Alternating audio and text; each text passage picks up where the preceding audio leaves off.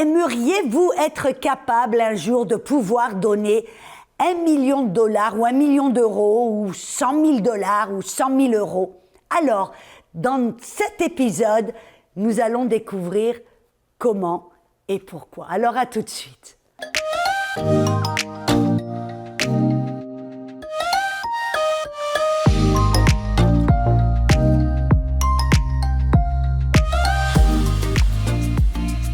Bonjour et bienvenue à la Zone Rafa. Je suis votre hôte Audrey Mac et aujourd'hui nous continuons à parler de Dieu et l'argent. Oui, je sais, des fois ça met certaines personnes mal à l'aise, mais il est important dans l'époque dans laquelle nous vivons de comprendre et d'avoir une relation saine avec l'argent. L'argent n'est pas notre ennemi. L'argent peut être un outil entre nos mains pour bénir le peuple de Dieu, alléluia, pour avancer le royaume de Dieu. Et ça doit être notre but. Et nous avons vu l'importance du cœur vis-à-vis de l'argent. Et on a vu qu'on doit apprendre à donner avec joie, de devenir généreux. Pourquoi? Parce que Dieu est généreux.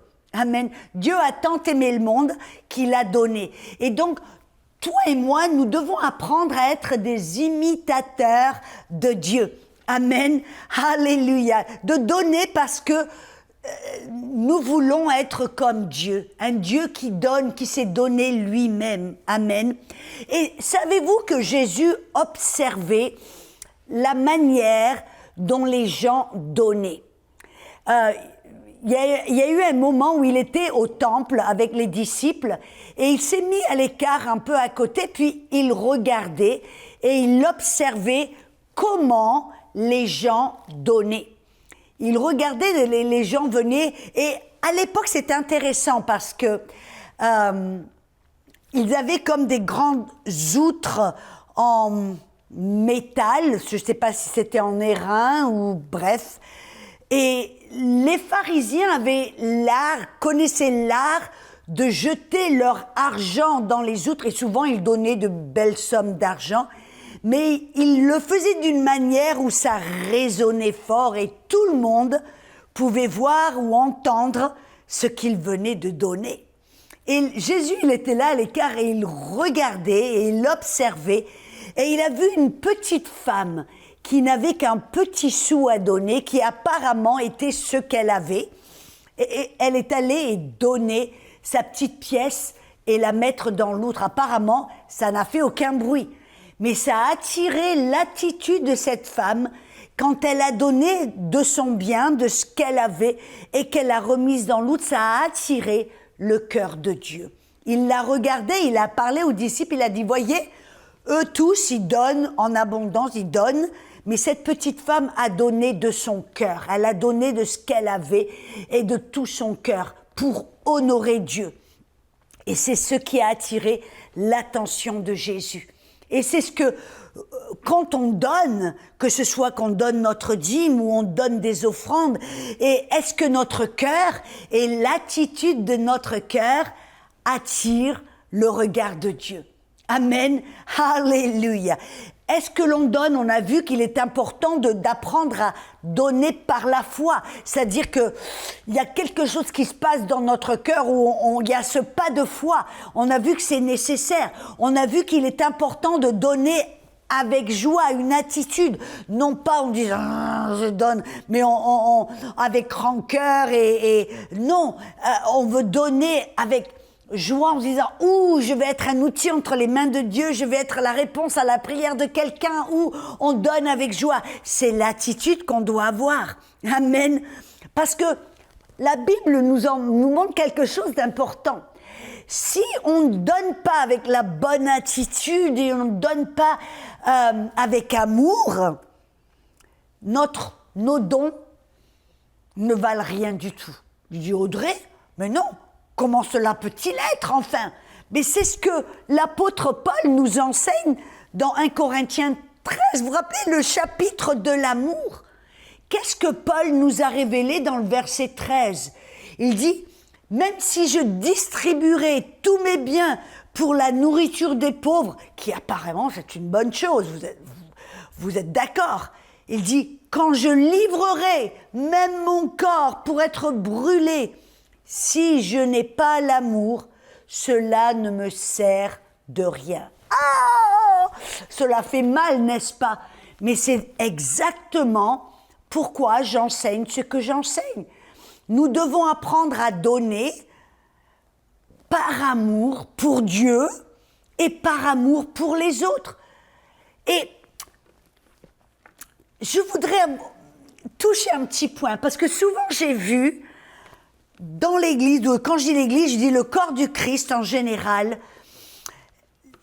l'argent ou la prospérité a été enseigné d'une telle manière que ça a engendré une certaine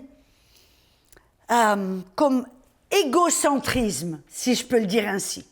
C'est-à-dire que des fois, je me rappelle entendre des bons enseignements sur apprendre à donner, mais la motivation de pourquoi on donnait, pour moi, était fausse. C'était je vais donner pour plus recevoir, je vais donner pour ceci, je vais donner. Et en fin de compte, je me rappelle même un ministère qui enseignait qu'elle gardait cette femme, une très bonne enseignante, mais elle enseignait, et sur ce point, je n'étais pas d'accord.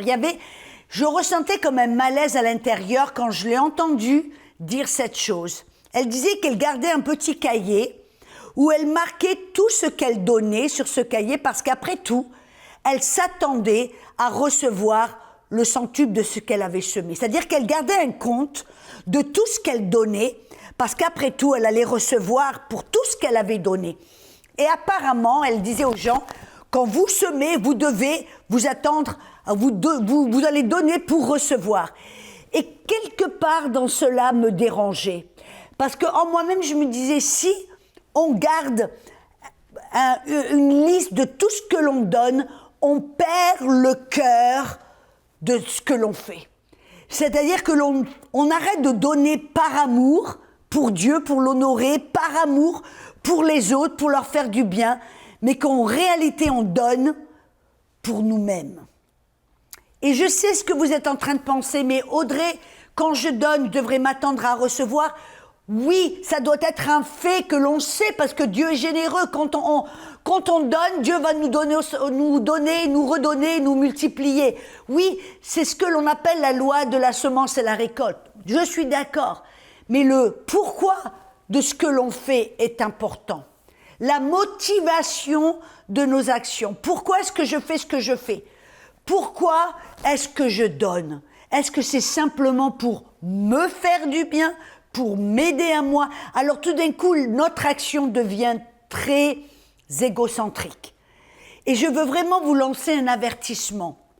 Parce que j'ai découvert quelque chose, que quand on arrête de penser à soi-même, c'est là que l'on commence à vivre la puissance de Dieu. C'est ce que Paul a dit dans, je crois que c'est Galates 2:20. Il dit, j'ai été crucifié avec Christ. Cependant, ce n'est plus moi qui vis, mais c'est Christ qui vit en moi. Et la vie que je vis dans ce corps, je la vis par la foi dans le Fils de Dieu, qui m'a aimé, s'est donné lui-même, s'est livré lui-même.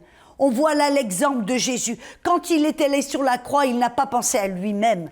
Et nous avons été crucifiés avec Christ. Et pour vivre cette vie de résurrection, cette vie de puissance, cette vie d'abondance, je pense qu'il est important de ne pas aller dans cette mentalité qui peut devenir très égocentrique et très centriste et très égoïste, qui peut nous faire tomber même dans la cupidité. Nous devons garder un cœur bon, un cœur qui aime Dieu, un cœur qui aime les gens. Et bien sûr, on doit apprendre à s'aimer soi-même pour pouvoir aimer les autres. Je ne dénie pas cette vérité. Mais nous devons faire attention à ne pas tomber dans le panneau tout d'un coup où on ne donne que parce qu'on va récolter. On ne donne que parce que je vais avoir cela. Je vais donner ma voiture pour récolter une voiture. Je vais donner ceci pour récolter cela. Je vais donner cela. Et tout d'un coup, on tombe dans un centrisme malsain. J'espère que vous comprenez ce que je veux dire. Nous devons garder un cœur pur. Un cœur qui aime Dieu, un cœur qui aime c'est la plus grande loi. Jésus a dit, c'est la loi royale d'aimer Dieu et d'aimer son prochain. Et alors, quand on donne, on doit garder cette motivation, on doit garder un cœur pur, on doit garder un cœur pour Dieu et pour les autres. Sinon, on tombe dans un système malsain qui devient un peu égoïste. Et faisons attention à ne pas tomber dans cela. Amen. Et oui, c'est vrai, écoutez, nous devons être imitateurs de Dieu. On donne comme Dieu, parce qu'il a tant aimé le monde. La Bible ne dit pas, Dieu s'est tant aimé lui-même qu'il a envoyé son Fils unique. Dieu savait qu'il allait nous récolter.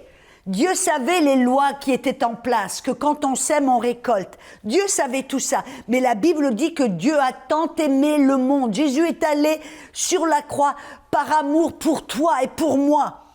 Il n'est pas allé sur la croix pour l'amour pour soi-même, pour lui-même. Tu comprends ce que je veux dire?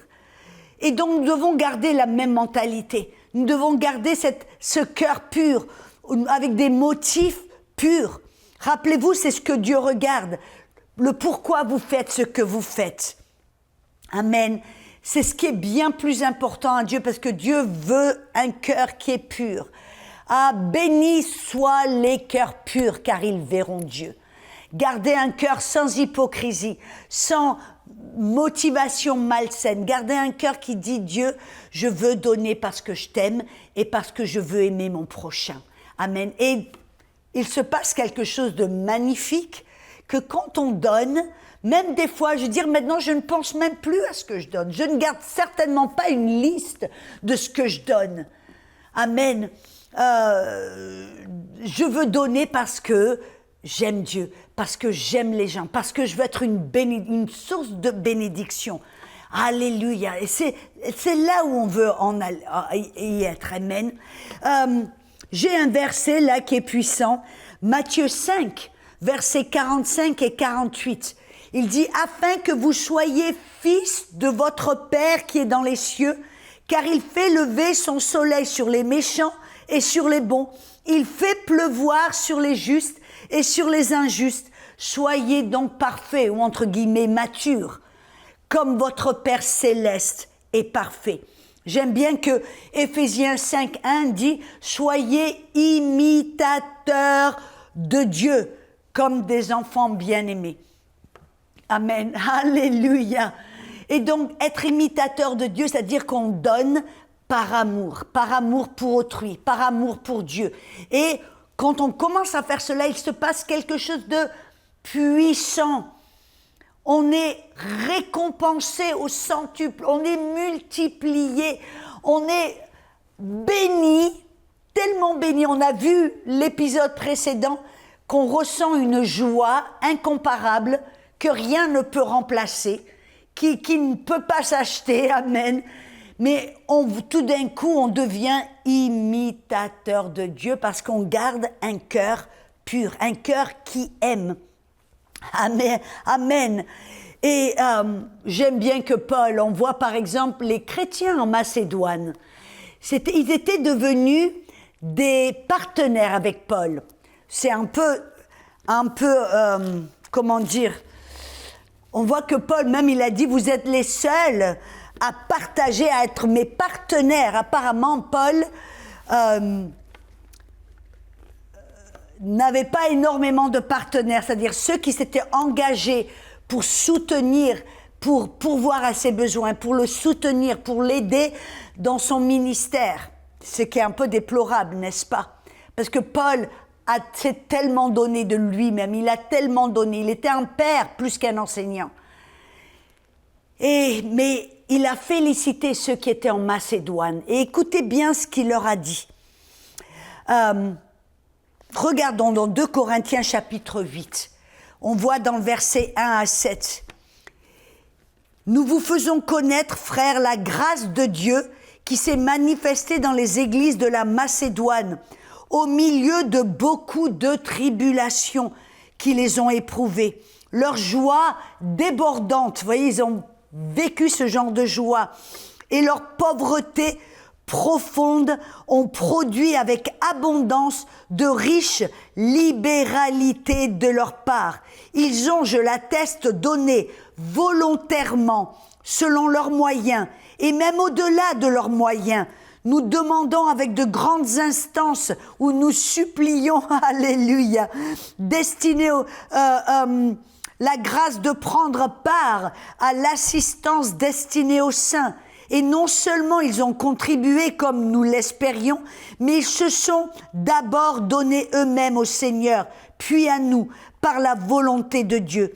Nous avons donc engagé Tite à achever chez vous cette œuvre de bienfaisance. Il y a quelque chose de puissant là que l'on découvre. Et de même que vous excellez en toutes choses, en foi, en parole, en connaissance, en zèle à tout égard, et dans votre amour pour nous, voyez, par amour. Faites en sorte d'exceller aussi dans cette œuvre de bienfaisance. Alléluia. On voit là l'exemple de l'Église en Macédoine, l'Église aux Corinthiens. Ce qui est, on voit que l'Église en Philippe, les Philippiens étaient partenaires avec Paul. Et là, par contre, Paul, parce qu'il connaissait comment les Philippiens ont été bénis, étaient partenaires avec lui, Paul a voulu encourager l'Église de Corinthe à faire de même, à devenir ceux qui donnent, ceux qui sont généreux, qui le font par amour, avec bienveillance. Et il dit, vous avez donné même que vous ayez traversé la pauvreté, vous avez choisi, vous avez voulu donner. Amen. Et donc, on ne donne pas au-delà de nos moyens, mais on donne. Des fois même quand on est dans un grand besoin. Et j'aimerais rajouter, même des fois quand on est dans un grand besoin, c'est là qu'on a besoin de donner, par la foi, par amour, pour pouvoir vivre, pour que Dieu puisse nous multiplier. Amen. Alléluia. Et donc on voit que Paul a félicité l'Église en Macédoine parce que même s'ils traversaient des épreuves, même s'ils traversaient des attaques, ils ne se sont pas recroquevillés sur eux-mêmes en disant « nous, on va prendre soin de nous-mêmes et que de nous ». Paul a dit « Non, je vous félicite car je vous ai encouragé à donner, je vous ai enseigné comment donner, je vous ai enseigné à donner malgré vos épreuves et vous l'avez fait. » Avec excellence. Amen. Et donc, c'est ce que je suis en train d'enseigner.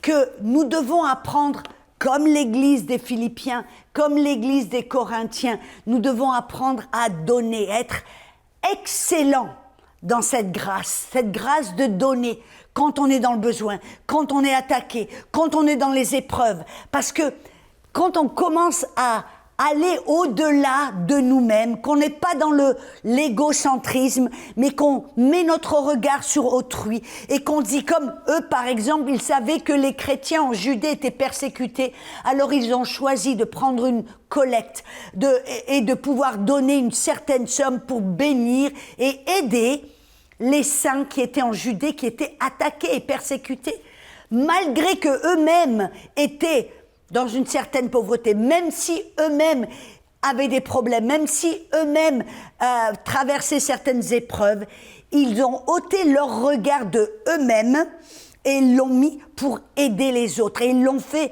avec foi, avec amour, amen, avec persévérance et avec excellence. C'est de ça que je parle. Et là, quand on commence à faire les choses de cette manière, on vient dans cette loi, on met cette loi de bénédiction, cette loi de semence en récolte en opération. Amen. Rappelez-vous ce que j'ai dit, Dieu pourvoit à nos besoins, car Dieu est notre Père, nous sommes ses enfants. C'était le Dieu du juste cassé qui était dans le désert, qui pourvoyait aux besoins d'Israël. Donc, nous passons ce cap, n'est-ce pas?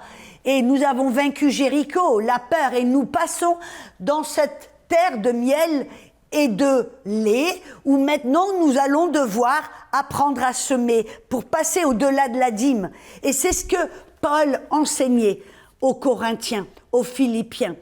que Dieu est un bon Père, qu'il pourvoit à leurs besoins, mais que Dieu voulait les faire passer du juste assez jusqu'au plus qu'assez, et de sortir le regard de eux-mêmes, de mes besoins, mes désirs, moi et ma, et je, et de les mettre sur les besoins des autres. Et quand on commence à semer de cette manière, au-delà de la dîme, on met une loi en action qui est la loi de la semence et la récolte. Écoutez un petit peu ces versets. Par exemple, Luc 6, verset 38. « Donnez, il vous sera donné. On versera dans votre sein une bonne mesure, serrée, secouée, qui déborde. » Voyez, encore vous débordez. C'est pas le juste assez. On commence à déborder, car on vous mesurera avec la même mesure dont vous serez servis. Jésus, là, nous enseigne ce principe de la loi de semer et récolter. Galates 6, verset 7. Ne vous y trompez pas, on ne se moque pas de Dieu. Ce qu'un homme aura semé, il le moissonnera aussi. Souvent, on utilise ce verset comme une menace en disant tu ne moques pas Dieu, ce que tu sèmes, tu récoltes. Et on le voit toujours d'une manière négative. Non, j'aimerais vous permettre de le voir d'une manière positive. Là, ce que Paul nous enseigne, il dit oui, on ne se moque pas de Dieu parce que quand on sème, on va récolter. Amen. Si vous semez du bien, vous semez, oui, c'est vrai que si on sème le péché, on récolte la mort. Cela est vrai. Mais là, on peut aussi le voir d'une manière positive. Si on sème du bien, qu'on fait du bien aux autres, si on sème l'amour, si on sème de nos finances, si on sème, ne vous moquez pas de Dieu, car Dieu, il va vous redonner au centuple. N'ayez pas peur, alléluia. Ce que vous semez, vous allez sûrement le récolter parce qu'il y a une loi qui a été activée, la loi de la semence et de la récolte. Et voyez, un fermier ne peut pas se moquer de Dieu. Et un fermier le sait, que quand il sème des semences dans sa terre, il sait, il va récolter. Amen, alléluia. Et de la même manière, on ne peut pas se moquer, parce qu'on sait que quand on s'aime avec un cœur qui veut aimer, qui veut faire du bien, qui veut imiter, être imitateur de Dieu, on va semer. Amen. 2 Corinthiens 9, verset 6, il dit « Sachez-le, celui qui sème peu, moissonnera peu, et celui qui sème abondamment, moissonnera abondamment. » Vous voyez, c'est tout comme un fermier. Quand on commence à devenir généreux et qu'on commence à semer, on rentre dans cette loi de semence et récolte. Et bien sûr, ce que vous semez, vous le récoltez. Bien sûr, encore plus. Mais vous voyez, nous sommes les personnes qui décidons combien nous voulons récolter. Amen. Est-ce que je veux être une personne qui sème un petit peu ou est-ce que je veux être une personne qui sème beaucoup ? Parce qu'on sait que le plus on sème, le plus on récolte. On ne peut pas donner plus que Dieu dit.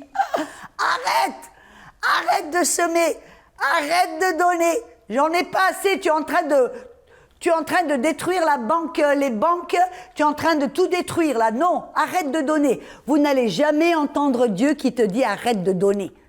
Qui te dit arrête parce que je vais pas pouvoir te multiplier autant que tu le donnes. Non. Les lois du ciel sont tellement puissantes, c'est toujours en proportion. Le plus on sème, le plus on récolte. Mais rappelez-vous, je veux le répéter, protégez votre cœur de l'avarice. Ne rentrez pas dans cette mentalité qui peut devenir très facilement de l'avidité.